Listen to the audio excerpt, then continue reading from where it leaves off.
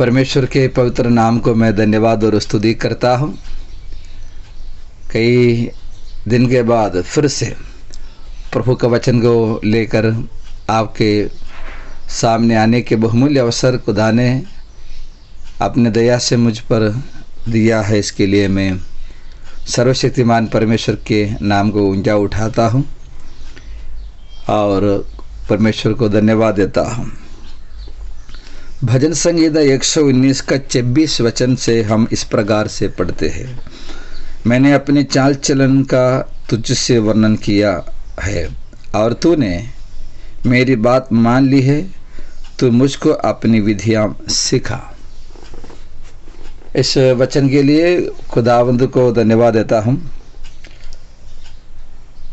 यहाँ पर भजनकार अपने चाल चलन को परमेश्वर के सामने वर्णन किया।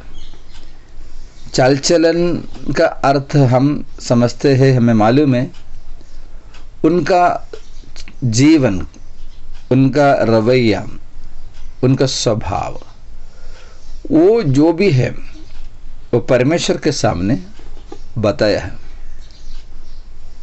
तो एक ज्ञानी समझदार इंसान का ये लक्षण है, उनको अपने चाल चलन सिर्फ परमेश्वर से बताना। मनुष्यों को हमारी कम्युनिटी होगा, हमारे जीवन का कुछ भी होंगे, कोई भी मनुष्य से बोलने से हमें कुछ फायदा नहीं है। मनुष्य सुनकर अंदर से हंसेंगे और हमें वो नज़र से देखेगा, लेकिन परमेश्वर से हम जब अपनी चाल चलन को बताते हैं, वो सुनने वाला है, सुनेगा, बोलेगा तो ध्यान से।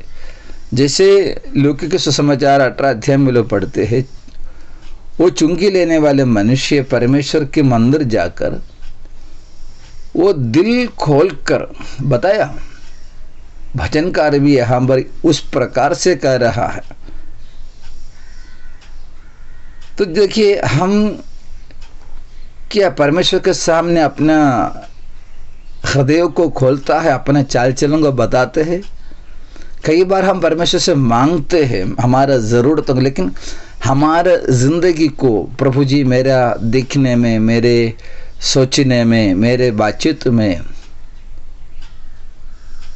ऐसा हुआ है, आपका वचन का उल्लंघन किया है। परमेश्वर हमसे, हर एक इंसान से वो चाहते हैं कि वो हमको प्रेम करते हैं, हम उनके सामने वफादार रहे, ईमानदार रहे, सीधा ही से जीवन व्यतीत करें। वो खुदा का नियम है। जब हम बोलेंगे तो ध्यान से सुनता है,